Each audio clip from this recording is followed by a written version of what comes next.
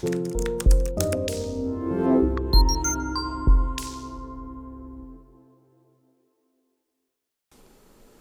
everybody, welcome back to another episode. This one's a little bit different because we're talking about sports today, something we don't normally talk about on this show. So I've brought in a special guest who also hosts a sports podcast. So he's my resident expert, I guess, today.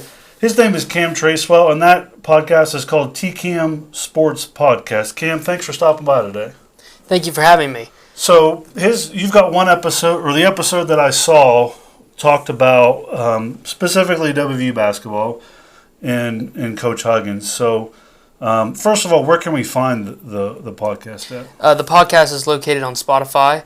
It is also linked to an RSS, so like if I link it in there, you can click and it'll go to my website, and you can just listen to it off there too. Okay, and we can probably link that in the description. If it's either if someone's watching the video or listening to this podcast, we can link that in the description or comments of this episode, so you can go find that. Plus, we'll share it on social media as time goes on. So tell me a little bit about your podcast. Does it have a certain focus? Is it just sports in general? And kind of, where did it come from? Well, me and my buddy Jacob Brannon do a sports show every week on WPKM 96.3 The Beat. It's called The Blitz. We kind of discuss current events, anything going on in sports, NBA, football. Sometimes we get baseball. We jump into the UFC, boxing quite a bit. We just it's an overall type show. The podcast is kind of like my own opinion show. So it's anything I like to talk about or any subject I think I want to jump into or anybody would have like an interest in, like debating or having a mixed feeling about. That's what it's kind of about, and I just want to express my feeling to what it's about.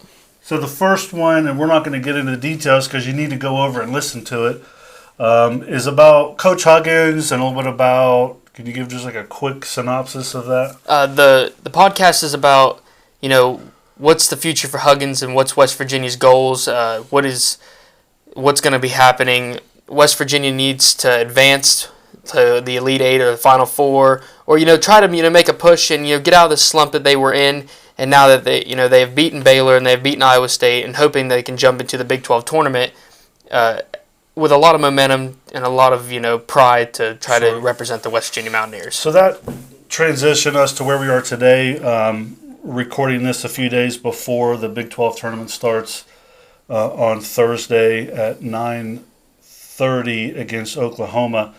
I think that college basketball, I'm a huge football fan, NFL, college. College basketball is probably my favorite because of the Cinderella-ish type things that seem to be more and more common, but it's a roller coaster kind of sport. And if you're a WVU fan, you definitely know that. Because there's been times of this season where, hey, this is a pretty good squad, especially like after that Ohio State win, not realizing that Ohio State was going to take a dive.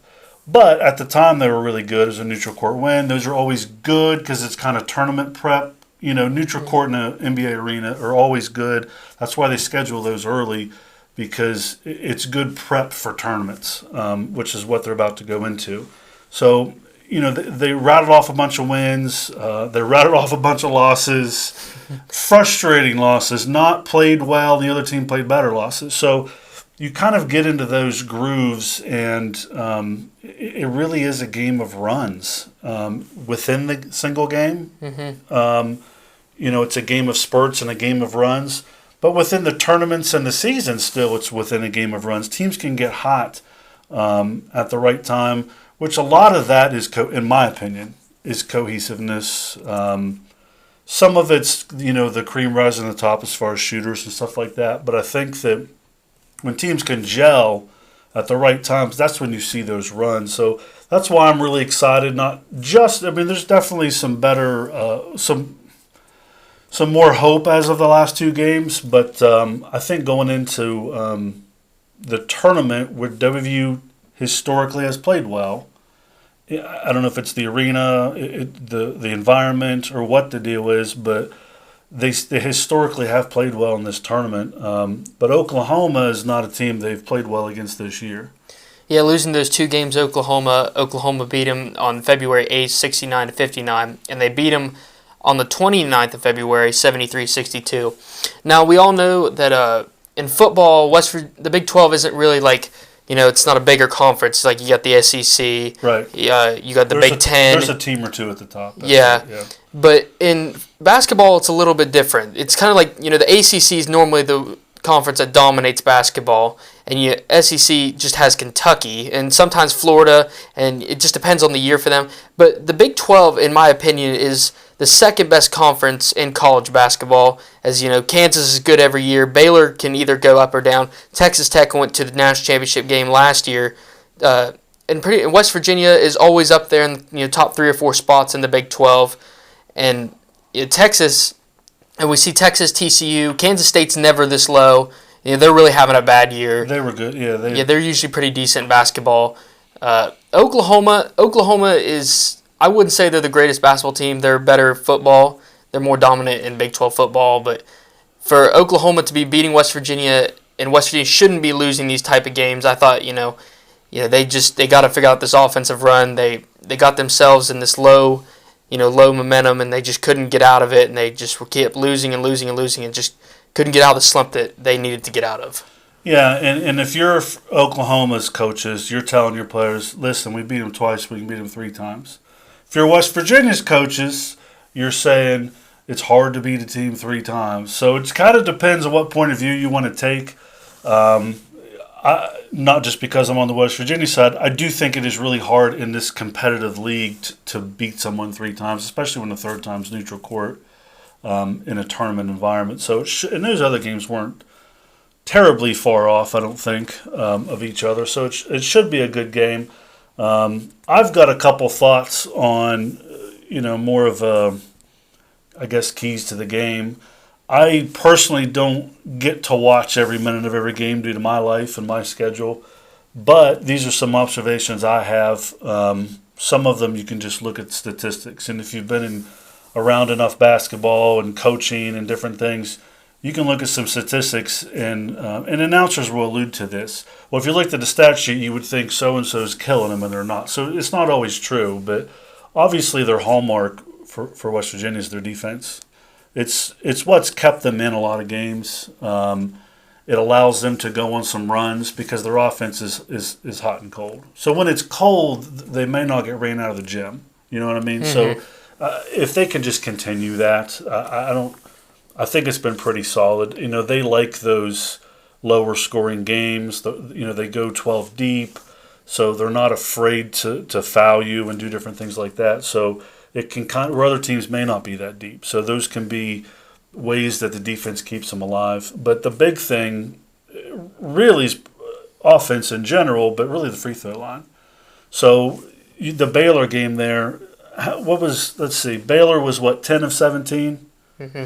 West Virginia was 24-34. Yeah, so West Virginia made 24 free throws. Yeah, they made 24 of them. And Baylor attempted 17. Mm-hmm. That's if you have that stat line, you're in there somewhere. You may not win, but you're in there. Of course, they won the game.